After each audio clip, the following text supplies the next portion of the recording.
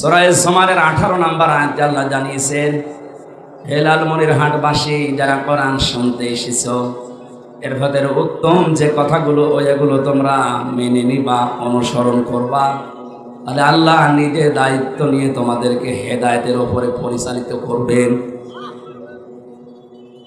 শুধু জব্বা গায়ে দিয়ে আমার মতো এত বড় জামা গায়ে পাগড়ি মাথায় দিয়ে হাতে তসবিহ নিলে হেদায়েতের উপরে থাকা যায় না।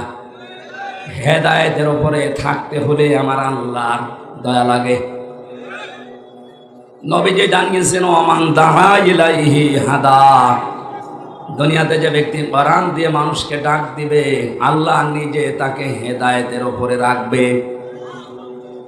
সুতরাং কে কোন দলে মতে কোন জায়গায় আছেন আমি জানি না, যদি সত্যি আপনি হেদায়েতের উপরে থাকতে চান, আজকে থেকেই জীবনের টার্গেট বানিয়ে নেবেন, আমি মানুষকে কোরআন দিয়ে